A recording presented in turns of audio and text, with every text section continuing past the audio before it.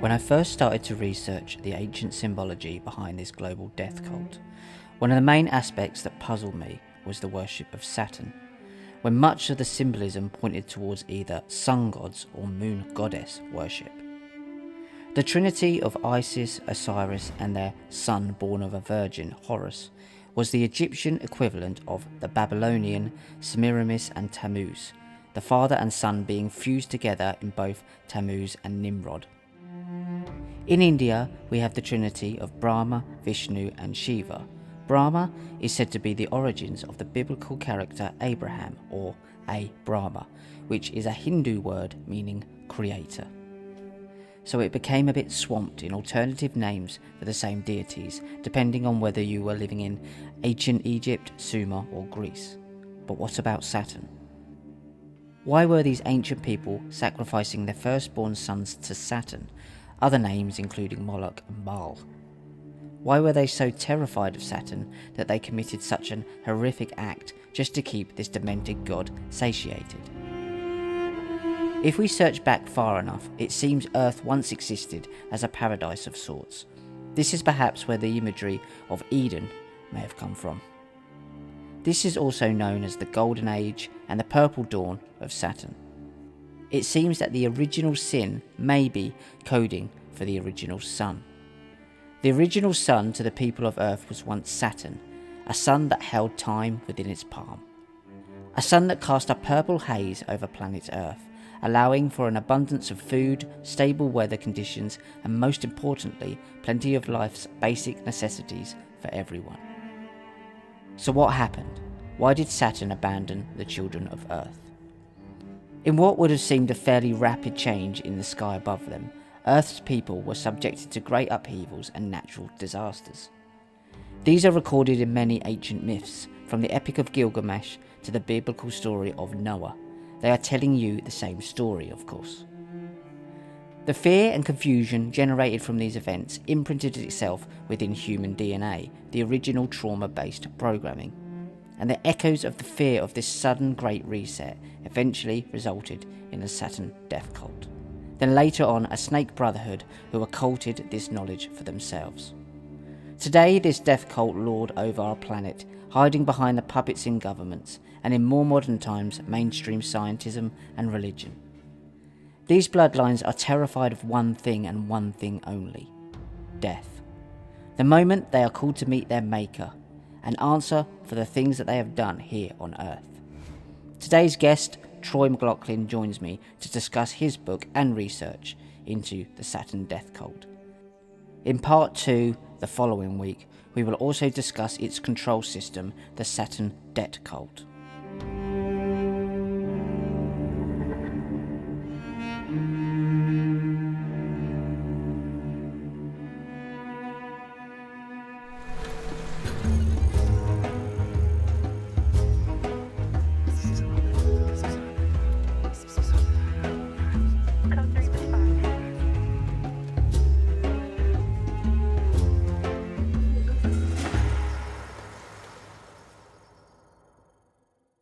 Hi guys, welcome to Classified here on Ickonic.com. I'm here today with TroyDMcLachlan. Now we're going to be looking at Saturn and why is it so important. There seems to be a crossover and a mix-up here of why these cults and these ritualistic cults revere Saturn so much. When you look at the Egyptian mythology, it seems to be the sun god, Ra, and these types. But there is a mix-up here of why Saturn is so revered. So his book is called The Saturn Death Cult, the link between planetary catastrophe, ancient mythology, and occult ritual. Troy, thanks for coming on the show. Where does this initial mix-up between the sun and Saturn originate? Well, thanks very much for having me, Rich. You've probably got to the crux of the matter when it comes to people's grasping of what world mythology is.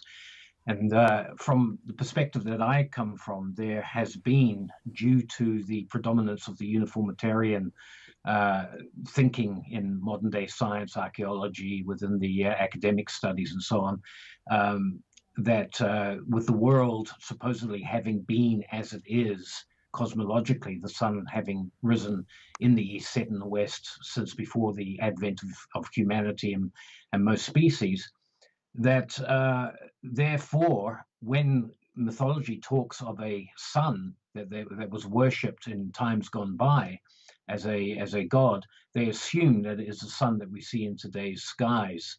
And so therefore, today's sun has been confused with the sun that the ancients originally as a name bestowed on the planet Saturn and claimed shone in our skies, our northern skies, for quite some time during a golden age that that particular sun ruled over, before a great cataclysm rearranged the solar system as we know it today into its current situation. So yes, there has been a contrived confusion in academia that when talking about sun gods in studying the ancient mythologies, they naturally assume this pertains to the sun that we see today, and is probably best summed up by looking at the work of John J. O'Neill over 100 years ago, where because he couldn't conceive of what the ancients were saying in their original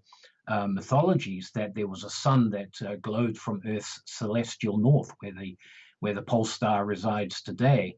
They must have got it wrong. They must have been talking about the sun that we have today, and so therefore they have contrived to try and take the square peg of mythology and ram it into the round hole of identifying the great creator God, the supreme God of mythology, with the sun that we see today, and not with the planet Saturn, that's this pinprick of light out on the outer edge of the solar system.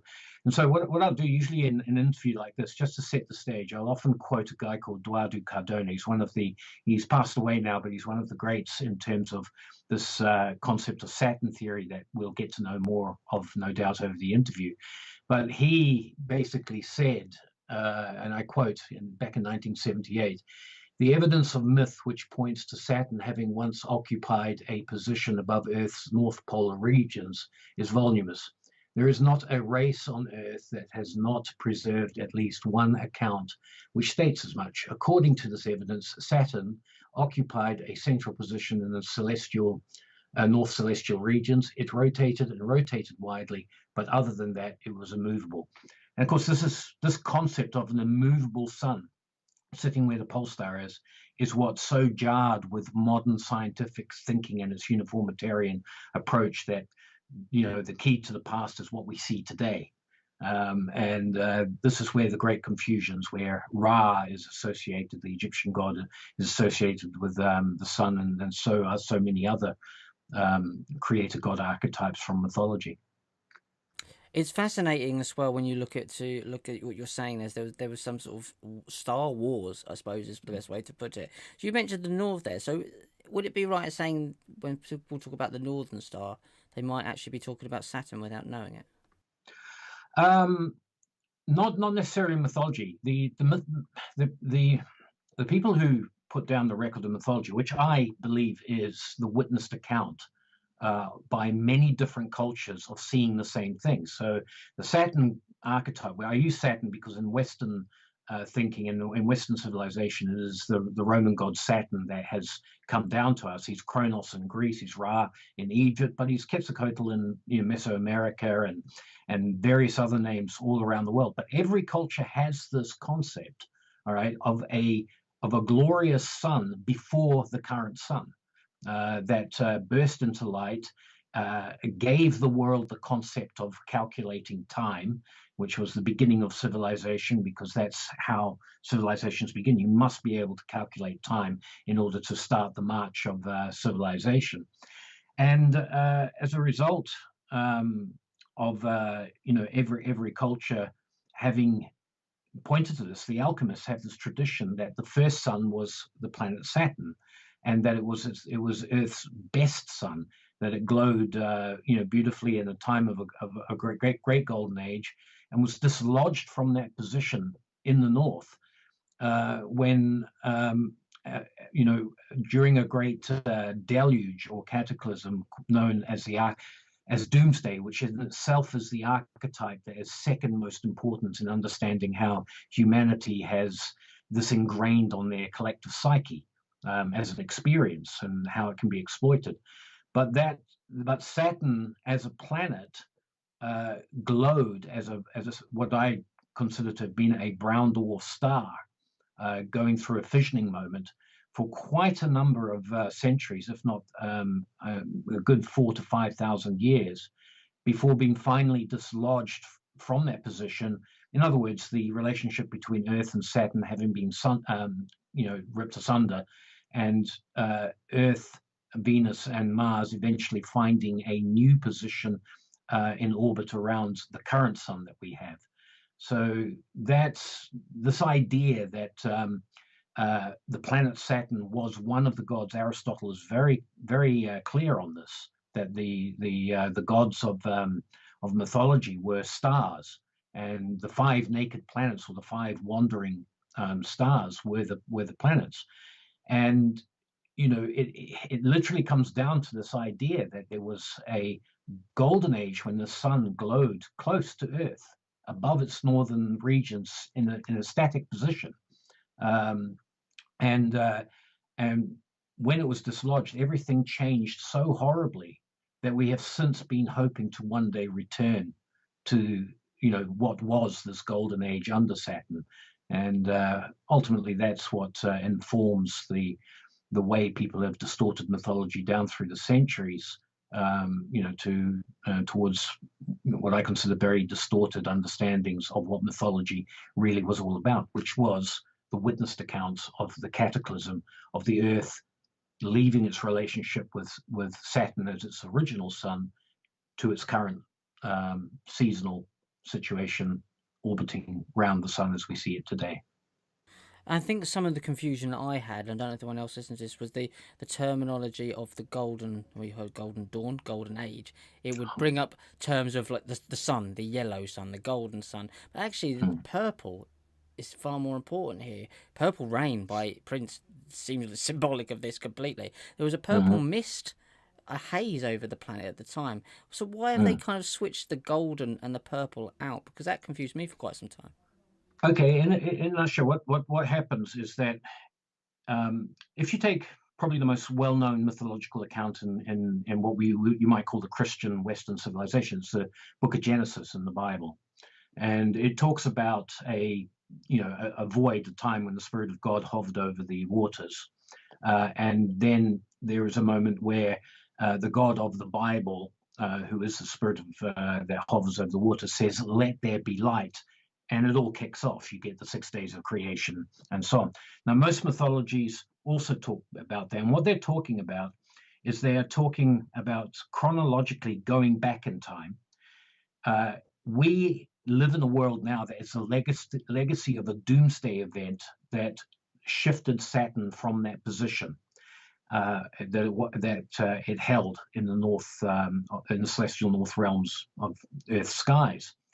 And prior to that, there was a period of time that you called a golden age, where that sun created literally a paradise on Earth for people, where also they gained knowledge of weights and measures and time. That's why Saturn, or Kronos in the Greek mythologies and so on, is associated with time and so on. But prior to that let there be light moment, that moment when the god Saturn suddenly burst into light and changed the world for the people inhabiting it, there was a primordial duskiness, a darkness.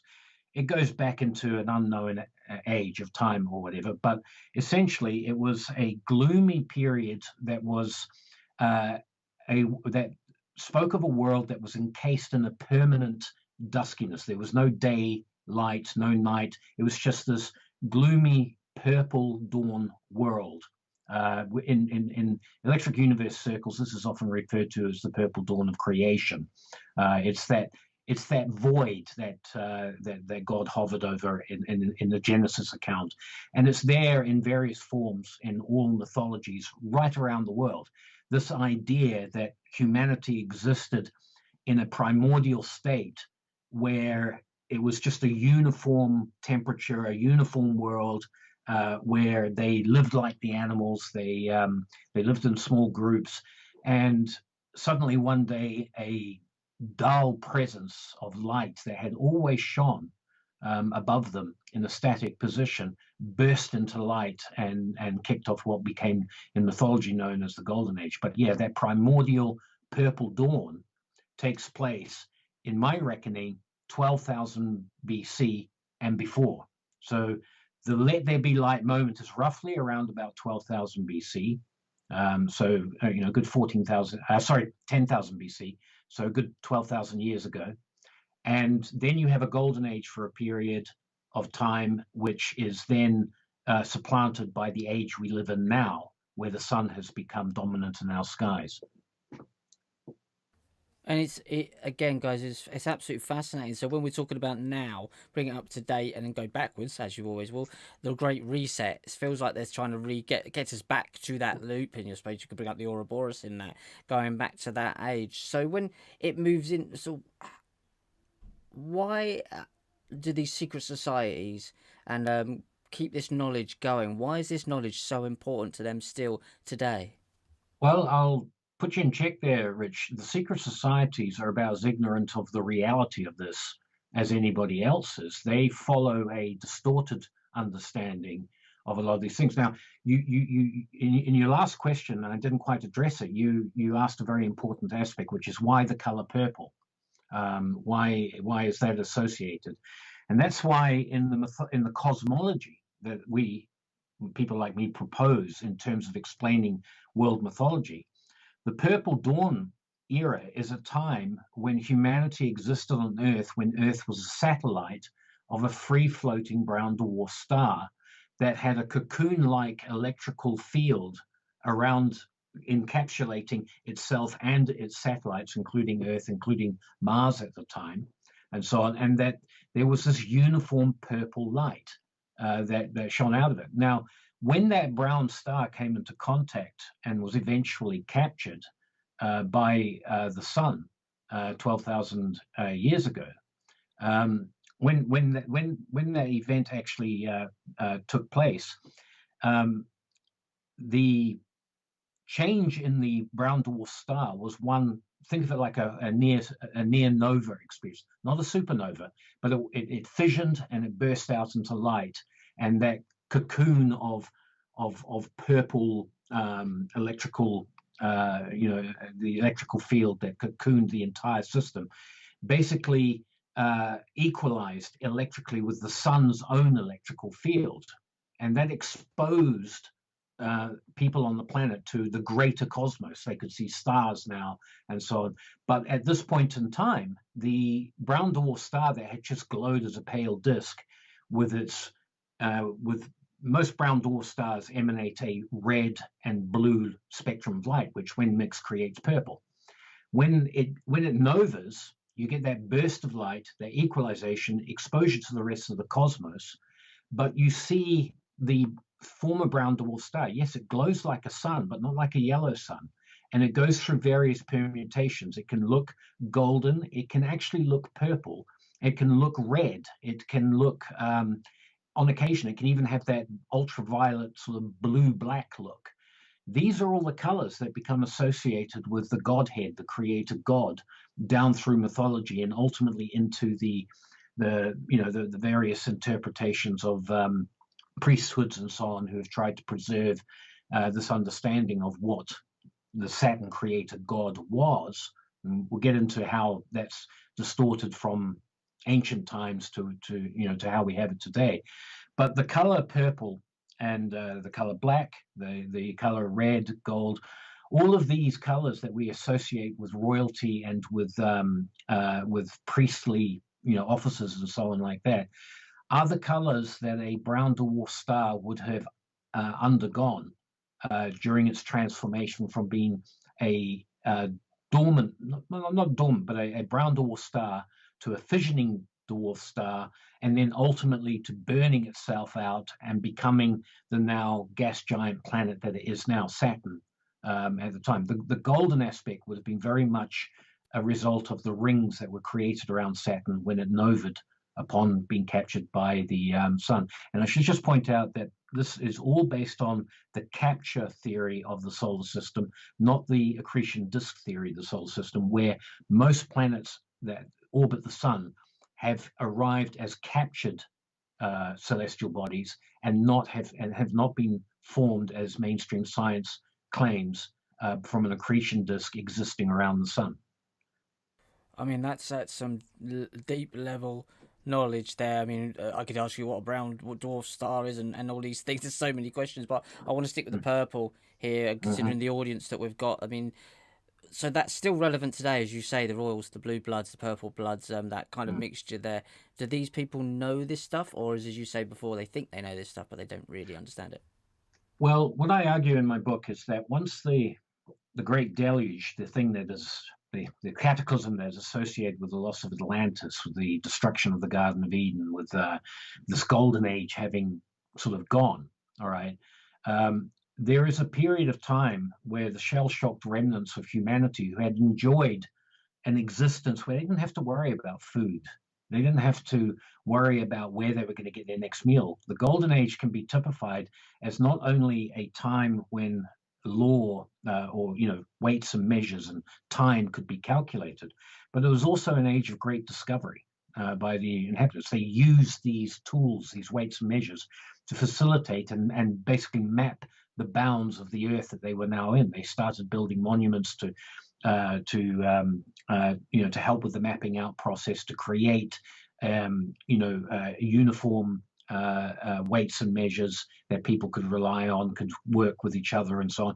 The Great Cataclysm destroyed that civilization and left a world which is best summed up in, I believe, in Genesis, where you're talking about the expulsion from the Garden of Eden of the biblical characters Adam and his wife into a world where, and summing up, is where you will now, by the sweat of your brow, you will make the earth yield its fruits. They never had to do that. So they were confronted with this age of scarcity that they had never experienced. Seasonal scarcity had not happened under this original sun.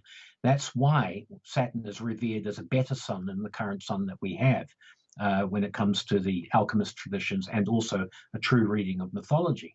This scarcity that humanity faced after this great cataclysm about 6,000 years ago. All right, this is the scarcity that launches the age of priesthoods who try to preserve at first the knowledge of what the golden age had been.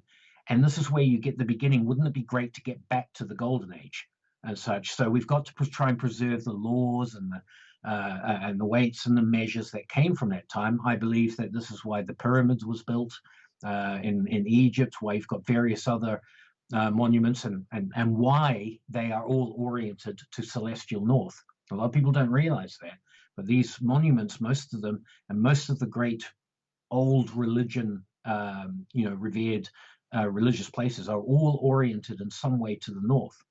But these priesthoods, in doing this, in trying to preserve these laws for people and so on, became corrupted over time, in the sense that by claiming authority through the preservation of these laws to the golden age, they were able to convince people, if you do what we say, we'll get back to that golden age.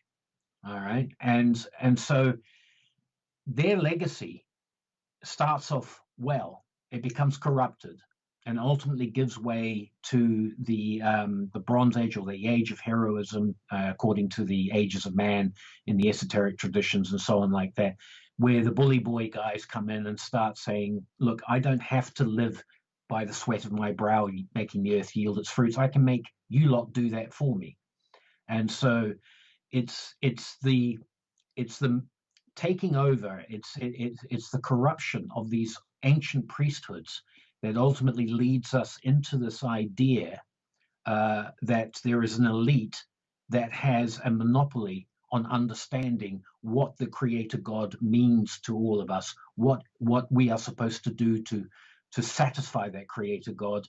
And this is why they hold on to all of these things like this color purple, lots of other symbols that are based on these archetypes, because essentially humanity is a collective whole. Whatever race, culture you come from, we are all scarred in our collective psyche from this great doomsday thing, where we still have this notion that one day, maybe someday, another doomsday event will come and wipe us out again, and that this will be the result of a now capricious creator god instead of a beneficial creator god.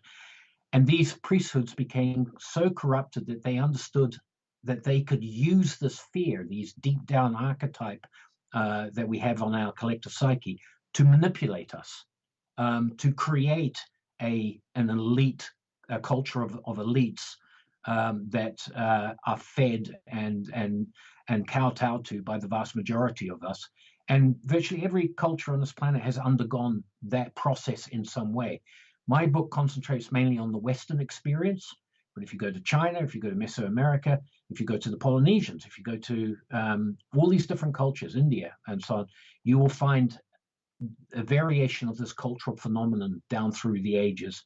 And it's all down to a distorted understanding, a forgetfulness on what mythology actually tells us was happening 6,000 and 12,000 years ago. And when you look at it today, just backing up what Troy's talking about today, look at the Noahide laws. That, in my mind, will come back into this, looking at the rainbow, the Noahide laws, and the promise that God will never do what they did before and flood the earth. That, to me, is that an example of what you're saying of using some of this knowledge, even if it's misunderstood, using that fear of what happened before, that it's going to happen again, and then we got to ward that off by child sacrifice and all these satanic things that happen at the moment. Yeah, it's part of the process. As I say, the Saturn created God archetype, of which the God Yahweh of the Bible is an example of, and so on. All right, it has a dual nature. He has the nature of, and it is it. I say he without being trying to cause offense to those who don't like the, pronouns and things like that to be brought into. I say he because the other way of saying it is he is the positive to the negative of Mother Earth. And even that's a bad way of talking about it, because positive and then negative sounds negative. But I'm talking electrically. It's two equal components, all right? But it's given gender assignment in ancient mythology for the reason of understanding how it's a dual relationship between a created God and its creation, all right, where the creation takes the feminine role and the creator God takes a masculine role in the traditional sense. So that's why I refer to it as he. But this creator God archetype, is originally conceived of, quite naturally, as the father of creation, the first cause in bringing about all that is wonderful about being alive, about being in creation. Creation is perfect to start off with, and so on like that. And the notion later that you get is this change, that created God changes personality from being a beneficent God to being a capricious God that you now have to in some way influence to be nice to you at the expense of other people. In other words, he's going to one day do the same thing again. He's going to come in with this creation, get fed up with it, and start again. But you want to place yourself in a situation where he likes you, even though he's going to destroy the rest of his creation. And this is where all of these ritualistic aspects, all of these religions come about. It's that attempt to find a system to influence this created God to the benefit of a small group of people who identify with this created God, as opposed to the rest of creation when another doomsday comes along. And thus we have today's cultural phenomenon where our world is built on influence and not justice. And what you were talking about there with the electrical negative and positives, if you go and have a look at Shekinah and Yahweh, the two aspects of the Godhead, and you would have the male and the female. Shekinah, the left side, is in Kabbalistic terms, I believe, is seemed to be the negative to the positive, and you would say exactly what they're going. It's all coded ways of saying electrical happenstance or issues happening, an explosion happening. But as you say, negative and positive. One, the negative, the female aspects, calms down the Mm. male energy of that side and holds it in balance, like you do in a marriage. You've got your husband who wonders, oh, he's got all, he's masculine, and you've got the woman who's supposed to be, in classical terms, the calming, reassuring nature. That seems to be what they're kind of using these, as you say, archetypal psychological knowings, but using them to abuse. Yes, and they understand what the symbols do to the collective, human psyche down through the ages in terms of being able to manipulate them into taking actions on behalf of, elite agendas that have no, in my opinion, have absolutely no love of the vast majority of people. They just simply want to reposition themselves in a position of being the Saturn creator gods earthly heirs in self-appointing themselves into that position of authority over the rest of us. The archetypes and the symbols that represent those archetypes are very convenient control mechanisms for achieving this kind of manipulation. And this is the reason why corporations, governments, various people like that, they use all of these symbols and their incantations on their money and on their documents and things like that, because it triggers something on us that says, oh, you are the person who speaks for the creator God. All right. And in so doing, please lead us away from destruction should the creator God decide one day again to destroy his creation through another doomsday event. The Christian concept and the biblical concept steers away from that. And there's a battle from those who follow the biblical account as opposed to those who are of the what I would call the religious idea. This idea that sorry, not religious, but this theological idea. This idea that belief in a creator God is what religion is. Everything else is theology. In other words, the way you explain this creator God to other people is your theology. But everybody who is religious has a belief in a creator God.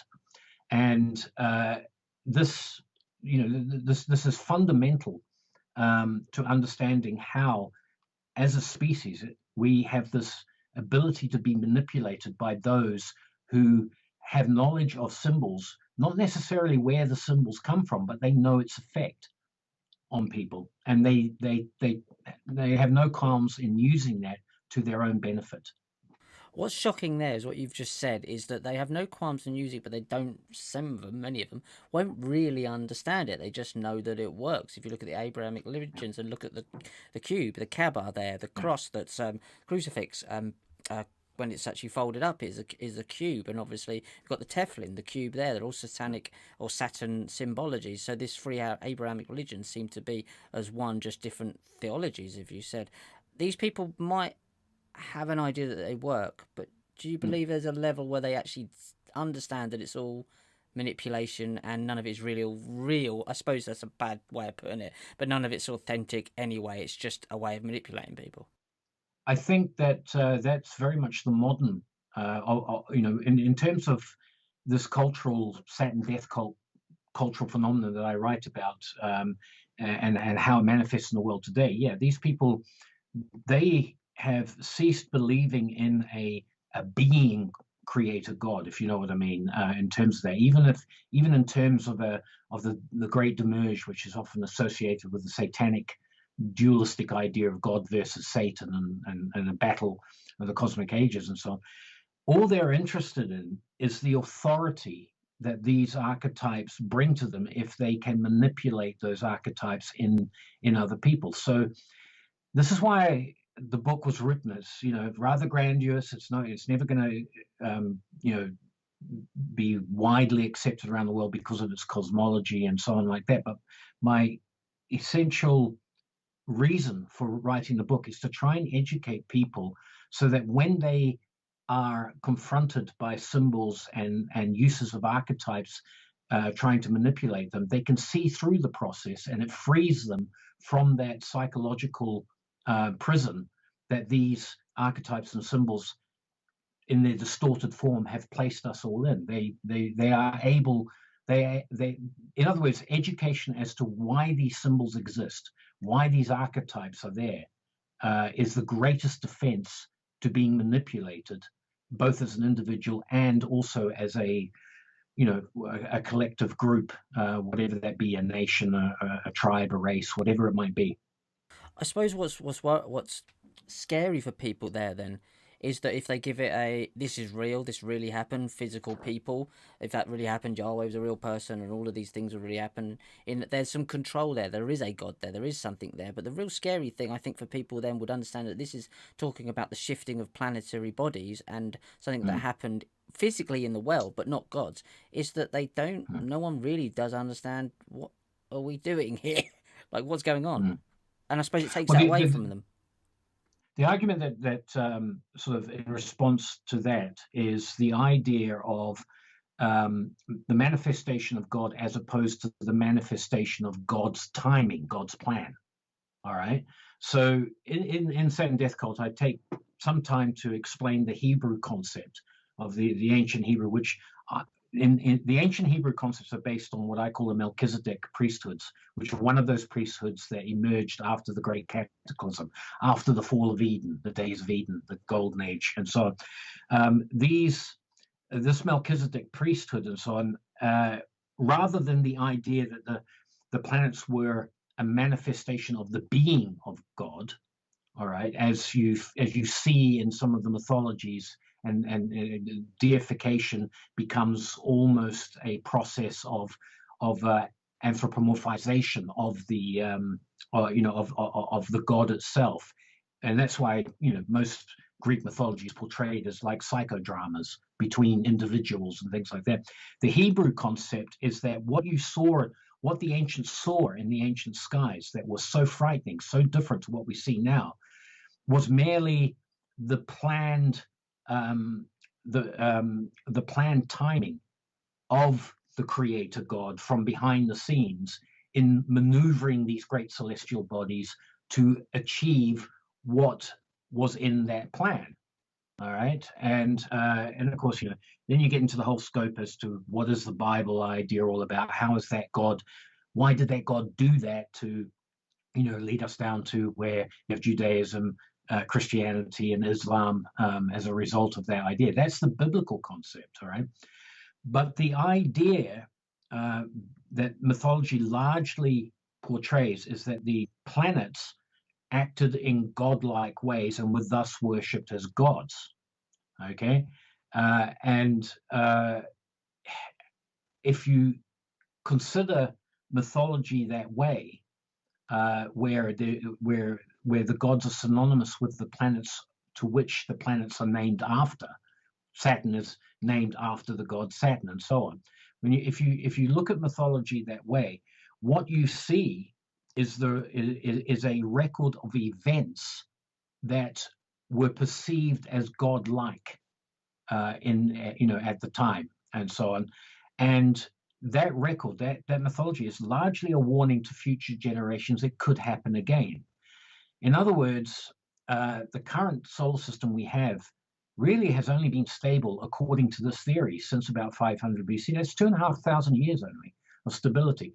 So the potential for more chaos amongst the planets is always there, and mythology is your way of saying that we are, we're beholden to the. I'm trying to think of the word. We're beholden to the actions, to the whims of these celestial bodies that once worked as agents of the gods. And that could be terrifying for people, especially if you of that planet at the time of the Golden Age, and is suddenly out of pretty much nowhere. This thing actually happens. It's your world is flipped upside down. Do you think that the transhumanists of the world right now are trying to get in there and do it themselves before it happens organically? I suppose is the best term I can find. Well, I think what they've decided, what happened is that this cultural phenomenon, this sort of malicious influence peddling cultural phenomenon that we have in our world today and various all other cultures and such, they no longer believe, because their science tells them that the Earth has been like it is for the last 4 billion years, and certainly since humanity has been on the planet, that there has virtually been no real change in the way the planets orbit the sun and so on like that. They've jettisoned the idea of mythology as a record of actual events. And it's now they see the mythology in favor of a guide to how psychodramas can be enacted to give people and instill people with more power over others. All right. And so at the end of the day, my book is about two golden ages. All right. It's about the lost golden age of Saturn, and it's about a coming golden age that is man-made, driven by technology, driven by people who see themselves as the heirs to the Saturn creator god archetype, that will rule over the vast majority of humanity, keep it to a level of only about 500,000 people, if at some point, but use technology to achieve immortality in some technological way, so that they can rule over the planet in the way that mythology says the creator god Saturn ruled once in its golden age. And what that simply means is that these people believe that they are the only ones who have the right to dictate to us what the weights and measures and laws that form our civilization are. And I don't often make this as in certain interviews, but I'll go back to in other interviews. I don't often bring this particular point up, but if you go back to the Genesis account of the fall of Adam and Eve, you will note it comes when Eve has basically accepted the notion, if she eats of the tree of knowledge of good and evil, and so she will be like a god, knowing that which is right and wrong. People have thought that that's a loss of innocence. No, the loss of innocence happened when she was told she couldn't eat that tree. She now had the choice. All right. What she is purported to have believed was that she would supplant Yahweh, all right, the God that had created Eden and formed Adam and her from the rib of Adam and so on. She would supplant or be equal to Yahweh in that she would decide what's right and wrong, not God alone. So the new golden age is the idea that humanity itself, through the agency of these elites that are preparing to achieve some form of technology-driven immortality, they will decide the laws of this planet, of this world, and thereby they will no longer be the children of Saturn. They will have inherited Saturn's authority to make those decisions. And of course, when you see the character and the quality of some of these people, that's a terrifying thought that they actually would like to put themselves in that position of authority over the rest of us. Yeah, exactly. And anyone who would think that that's an appropriate way to behave straight away probably shouldn't have that power anyway.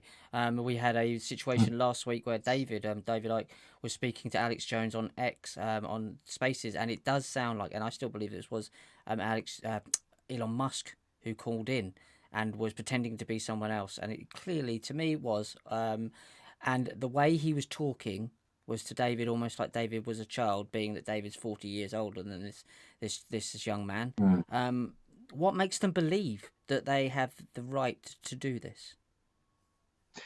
Well, usually I get into this much earlier in interviews, but the reason that they believe they have the right to do this is because they have us in a state of slavery, and I call it debt slavery. My argument in the book is to ultimately take people on the journey from the deluge cataclysm that brought down the first golden age, to show how the corruption of the Silver Age priesthoods ultimately results in mechanisms to enslave the rest of us, so that these people can live a golden age lifestyle off our backs, i.e. the super rich, these types. And the mechanisms that they've used have varied from outright thuggery. They basically, if you don't do what I say, I'm going to kill you, and I've got a bunch of guys that will do what I want. But that's not a very secure way. People rise up against that and ultimately fight that. So So they've gone through that. They've had the religious mechanisms. If you don't do this, you'll go to hell. If you don't do what we want, you'll have these consequences in the age to come. And so they distort the judgment day concept of a just God giving righteous judgment between people into, we can decide whether you're going to survive or not, or meaning go to hell or whatever along those lines. And that's your theology in action. That is replaced about 200 years ago by a new mechanism, which is the central banking model of international debt finance, where nations are put into debt and thereby become slaves to the lender, the central bank. And they're put into debt using a universally reviled concept called interest, i.e. usury, as it should be known, always should be known. They use interest as a way to enslave whole nations, whole civilizations to their end. And for those who benefit from the system, the central banking system that has run roughshod over, most of us here in Britain, at least since the late 17th century, certainly in the United States since 1913. And it is that system that is currently undergoing convulsions that we see in the world with all the chaos that we're seeing at the moment. But people who are invested in that system as a way of demonstrating that they have authority because they're rich, because they have the money, they have access to the money, and so on. That's what gives them that feeling that they can decide for the rest of us. I can afford to do this. They're not all like that, but the vast majority of them only get there because they play the game of not rocking the boat. And, we live in a world where we're told it's racism, it's this religious problem, it's this, Jews versus Palestinians, it's, all of these conflicts that we have, when in fact, at the end of the day, it is this manipulative, debt-based financial system that puts us all at each other's throats, and which is so reviled in the ancient laws and religions, that the only thing that gives me hope is that it will collapse and people will understand that an interest-bearing system of finance and currency is quite simply the most efficient way to enslave the majority for the benefit of a small minority.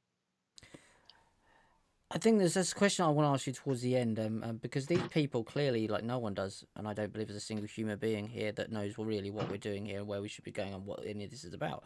But there's clearly a design here, and I think that in that case, that there is a lot to sort of be hopeful for, but also terrified of.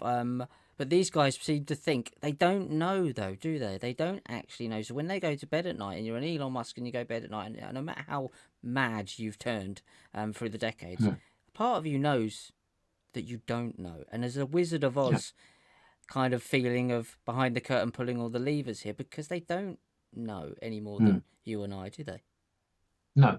And I think it comes very much down to the doomsday archetype that was so ingrained on us as a species nearly 6,000 years ago, in that there are two approaches to what our destiny ultimately is as a species that is in multiple cultures. All right, and I'm not going to get into the difference between the reincarnationists versus the resurrectionists and so on. What I'm pointing to the idea of the doomsday archetype and the judgment day archetype. Okay, and so the doomsday archetype is to be avoided in the sense that you hope that you can influence a god to look the other way when he decides to wipe out civilization again, as we've discussed. And that's why I've often said that these people who exist in this time, whatever their religious practices are, whatever their spiritual existence is, they are existing in a world similar, if you can bring it right down to something that people can understand. Imagine being in a gang, all right, where you have a guy who is so unpredictable that you just don't know when one day when he walks in, is he going to be nice? Is he suddenly going to kill one other guy, or is he going to machine gun everybody up and so on like that? When you live in that environment, you try your best to be seen by that gang leader as somebody that he wants to still have around. You curry favor. You manipulate his. You try to manipulate his thoughts about all the other people negative to yours, to his thoughts about yourself. All people all play these games in this kind of gang, and that's the world these people exist in a Judgment Day world. All right, we go back to the original concept of a creator God. All right, which is the idea that everything belongs to a creator God by the right of creation, and therefore nobody can enslave anybody. Nobody can enslave anybody for fear of committing theft against that creator God. Okay, now when that creator God comes for an accounting, the idea is that you have to have the faith. What we all have the faith is that he's going to be just. He's going to sort out the bad from the good, and he's going to take the measures to correct it, not to destroy the bad in favor of the good, but to correct what is wrong within that civilization, or within that, that creation that he has created, and so on like that. Put it right, and then begin what a lot of the texts, talk about, the kingdom of God on earth, and these sort of Abrahamic ideas, but also in various other religions. And these rich people know that they are stuffed when it comes to to a Judgment Day situation, because they are, at the end of the day, beneficiaries of a system that has enslaved people, and people do not belong to anyone other than the creator God.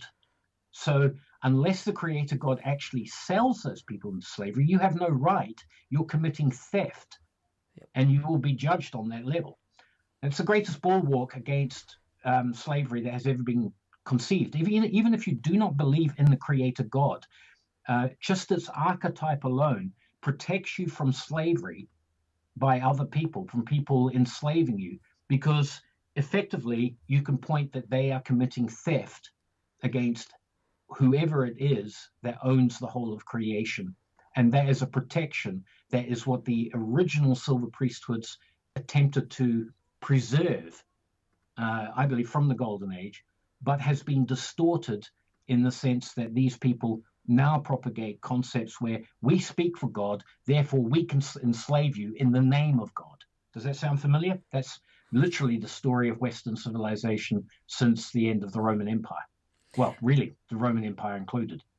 And that would make sense of this whole transhumanist kind of want and need to never die for immortality. I don't want to have to face what I've done, so therefore I want to become immortal. And we look to the Roman rituals there. Now that Hollywood was originally a Roman pagan ritual from Nemi in Rome around Lake Diana, and all of this stuff comes back in. It's just a carbon copy. They want to become stars, which will become immortal.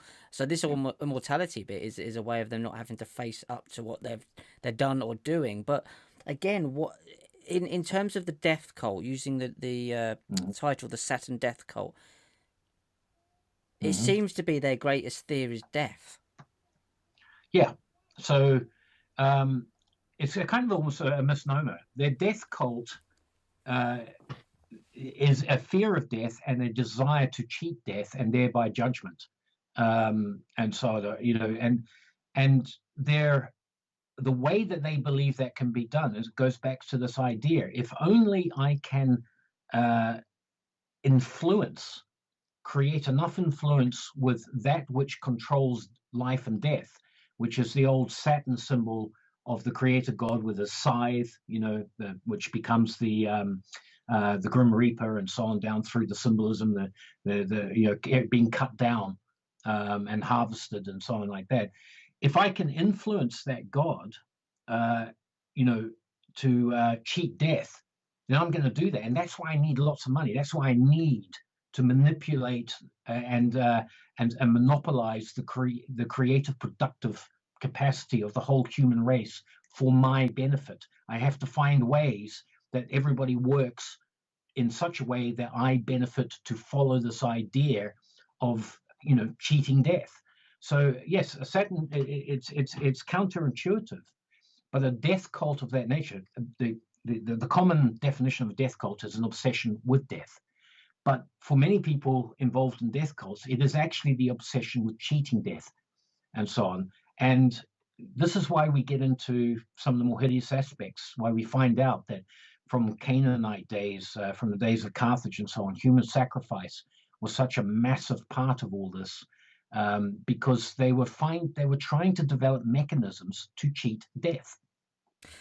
That is absolutely fascinating. I've never come to that conclusion before, or even spoken about that. That actually they're afraid of the one thing that's inevitable, like death and taxes. Although taxes is not inevitable because these guys are putting them on us. But the only thing, why are they so afraid of death? And myself, I've never been afraid to die. I've technically, if you want to call it that, died a couple of times when I was a kid on operating tables through illnesses. I've never been afraid of death. Why are they so afraid of death? We weren't here once. We won't be here again. Why are they? Are they afraid to never exist? What is it? Where's that fear coming from? Losing status, losing their status. This is something that after I wrote Saturn Death Cult as a sort of a concept book, first draft of it, and published it in 2011. So that's a while ago now. And I've done about 5 years ago or so, I did an update of it. And during the time from writing the first draft up to the update that's now out there for people to buy, I got hold of a book by a guy called Peter Mark Adams, which looks at a tarot card deck called the Solar Busker, that provides, in my opinion, the link you need between hardcore Saturn or Moloch worship, Moloch being a version of Saturn, Baal being a version of Saturn, and so on like that. It's the link between those hardcore religious practices of the ancient Rome, later Roman period, and the modern day period in terms of what the elites are doing. It's a book that showed that the Renaissance elites were heavily involved in what they called attack magic, and that their tarot cards were not based on the Christian satanic devil god concepts. Their tarot card was a direct link to Saturn worship, Baal worship, Baal Amon, these variations, and that part of that tradition being preserved in those tarot decks was their desire not only to manipulate favor, to influence the creator, God, Demerge, however it is that you want to see it, during their lifetime, but to also ensure that in reincarnated lives, they would retain the same status. And so what Peter Mark Adams' book, finally brought into me to realization, something that we all struggle with, us normal people. Why would they sacrifice a baby? Why would they do these horrendous things? Why would anybody do this? And it is because it's a belief, particularly amongst those who have adopted the Greek reincarnationist ideas. It's a belief that they can somehow influence the creator God to place them within a family line, a bloodline, when they are reborn, so that they're not reborn as some peasant in Russia or some out of the way farmer in India or something like that. They want to get into these certain bloodlines, and for people who are not part of those bloodlines today, the people who are will still fear about losing that status in a future life. But for other people who are coming up in the ranks and such, they also want to guarantee that when they are reborn again, they're born into one of these ruling bloodlines, these groups. And this is why they will do these things. It serves as a great compromat, as the Russians say, by the controlling powers in this life. Hey, you slaughtered a baby and drank its blood. I'm going to, I have that on you, and you'll do what I say. But the ultimate motive for it is to somehow influence your way through sacrificial rites from ancient, come down through ancient times, all distorted, all of them totally bogus, in my opinion. But that's how you make sure that you enter into a bloodline in a future life. Now, the other variant of that are what I call the resurrectionists. The ancient Egyptians were resurrectionists. And the corruption of their idea was, as you know, they would try and take everything with them to the grave. That's why they stuffed their tombs with everything, so that when they arrived, when they were resurrected into what they believed to be the coming kingdom of Ra, of God, or on earth, they would have everything they needed to pick up where they were left off. Being a bigwig, they'd have all their slaves, they'd have all their sort of ideas. So both strains, resurrectionists and reincarnationists, have been corrupted by this idea. Just make sure that I'm not born a pleb. I want to be born into these big time families as they go down the line. They're the ultimate materialists, and that is insane. And guys, if you don't believe that, have a look. Have a look at Rosemary's Baby. Have a look at Princess Diana. I'm not saying she was clearly a victim of this. And Kate Middleton. And have a look at what the dress they were wearing when they came out with their firstborn. I think it was George and William. And it's the Rosemary's Baby dress. Now, go and have a look at the film, Roland Polanski, the place where it was filmed, which is the Manhattan, where John Lennon was sacrificed on the doorsteps. This all has a complete... This is what they believe. And I'm not saying Middleton, and I'm not saying certainly not Diana. They were sacrificed themselves or are being used. But they believe this stuff very, very much, that the soul can be taken from one being and put into the next. And this isn't... I know they're born into this, but do you think... I've got a couple more questions and I'll let you go. But do you think that they have an inkling down, like the Williams of the world, the Harry absolutely has, that this is nonsense? Yes and no.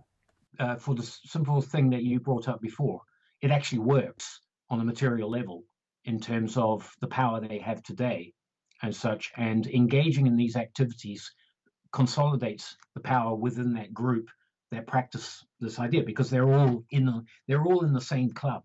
They're in on it, and such, and so a lot of the the hocus pocus mumbo jumbo that they engage in, as deadly as it is to people, is as much about identifying with each other as an elite group, as a group in power, as it is in terms of what it might register to their register in terms of their spiritual existence. What I would say is that almost inevitably there are two types of these people when they start to approach death, when they get into their age period and so on, like when they become aged.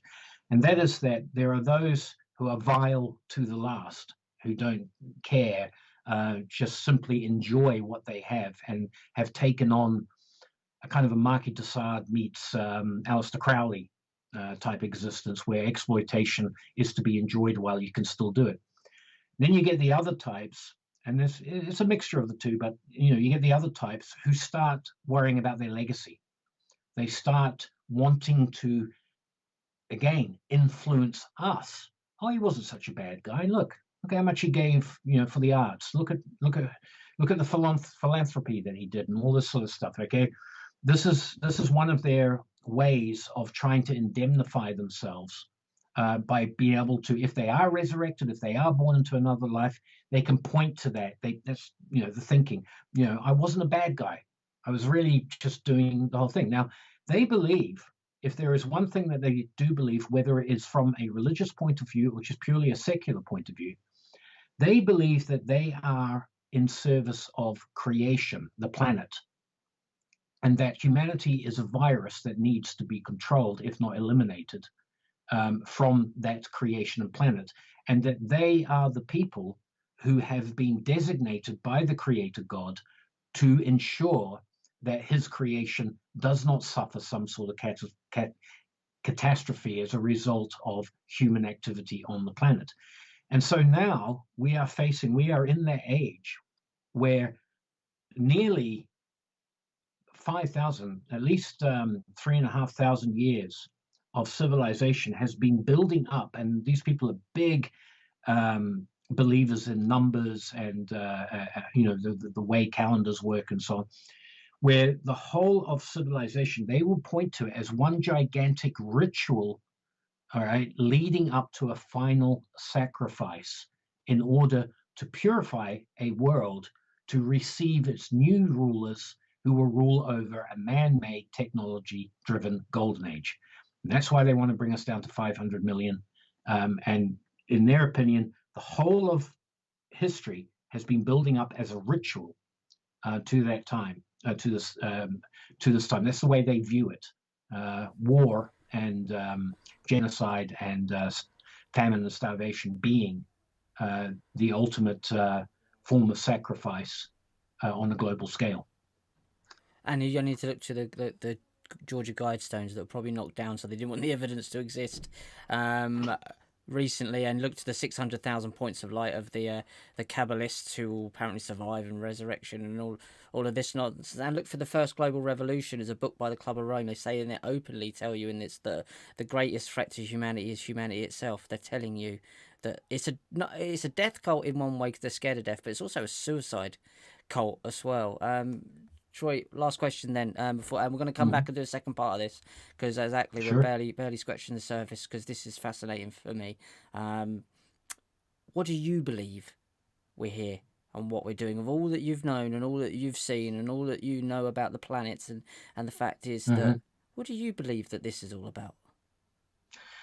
Okay, I mean, that's the first time anybody's actually asked me that directly, and so on. Often I will tell people I am a Christian, by faith, but I have nothing to do with the established churches, which I see as antichrist in the way they operate. By saying a Christian, I would say to people that what I look for is knowledge in the Melchizedekian approach to the biblical texts. The biblical texts having been horribly manipulated and mistranslated down through the ages, but going back to what I call the Silver Age priesthoods, i.e., from about 4000 BC to till about 2,500 BC, trying to establish what they understood and knew about the relationship between a creator God. So in that sense, I am a believer in a creator God, and I am a believer that creator God has a legal obligation to put his creation right over time. And that as a result of that, my faith is that we ultimately all, even the worst of us, have a destiny where that legal obligation will be realized, and creation will enter into a period of harmony as such. And this is the element of talking about the kingdom of God being brought down, working on earth. And that's always been, I feel, the Melchizedekian, the silver priesthood age. They've always tried to preserve that idea that as above, so below. It's the kingdom of God, as you saw, the abode of the gods where Saturn once stood, giving us a model through weights, measures, and just laws on how to live on this planet. Now, whether that's through immortality or reincarnation or perpetual resurrection, as such, as we go through cycles, it's my opinion that this creator God, with his obligation to do what he is legally obliged to do, having already set up the trap in the Garden of Eden for humanity to fall. If you take the Christian concept, he has a legal obligation, having set that trap, to put it right. And that when that is put right, it will be in such a way that humanity will go from being what is termed, not pejoratively, they're termed children. They will go into that inheritance right of being able to exist in the creator God's creation in harmony with that creation.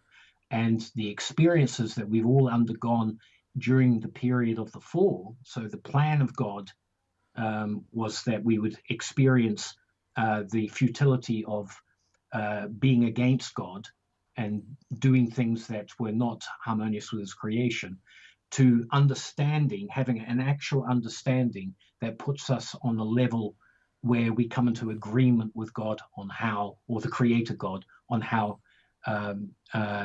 his creation should function, and what our part in that is. And so that's why I have a very very optimistic view of what's going on in the world. My hope is that the upcoming crash of the financial system, the banking system, is that first step back into people looking back to laws that are based on justice and not on benefiting through influence the minority. And so the first step to that is that I'm very optimistic that humanity will get back to a system of just laws that are not. There's no saying in the Bible, thou shalt not have diverse weights and measures. We live in a world where everything is two-tiered, three-tiered in terms of justice. People get away with stuff that other people get sent to the death, chamber for, and things like that. And so that's what I'm hoping that I will see. If I live for another 20 years, I'll see the beginning of that. And in my own personal faith is that I hope that once I die, my resurrection into a judgment day is one in which I will see a world that is more in harmony with the Creator God's creation as it should be. I hope that makes sense. It's a very personal thing, but that's the essence of my faith, and I think you can see why it's very different to, Catholicism and Protestantism and how it's manifested in the world today. Absolutely. It again, we all need a way of kind of trying to understand this stuff, especially when we look into this stuff. It can be quite dark and depressing at times, but again, we go in because we're drawn into all looking into this and figuring this out. And your book certainly has done a massive favour and service to others who are looking into this and don't understand what this Saturn death cult is. Where can people find your book and your work? Okay, well, I run a website called SaturnDeathCult.com. The basic story in the book is there for people if they want to read it free and see how it is, if they can't afford to buy books. Otherwise, it's only available on Amazon in an ebook fashion, such. But get the book because there's a lot more material in there if you're fascinated with these ideas, these cosmologies, and how they relate to things happening today. Get the book. It's heavily illustrated. Illustrations often key to being able to understand some of these concepts, and hopefully you'll get something out of that frees you from this manipulative hold that the corporations and the governments of the world seem to have on us by basically manipulating our collective human psyche doomsday archetype. And it is a tour de force of a history that you won't know from the beginning to the fall of the golden age to where we are now, and why this stuff carries on. All the symbology is there. This is the alternative history that you don't know. So guys, I do highly recommend this book, as I do with everyone, but this one particularly has cleared up a lot for me. Troy, thank you for your time. We're going to do a part 2 of this and possibly a part 3 if you're up for it, because we haven't even looked. We've just stuck on this planet. We haven't gone to the other planets yet, and there's so much more to talk about here. But this has laid the foundations of the information going forward. So thank you for your time. Rich, thank you. It's people like you that allow people like me to get some sort of message out there. So thank you very much. Absolutely. And thank you for your time. So guys, remember to do your own research and come to your own conclusions, and we'll see you in a week's time here on Ickonic.com for more classified files.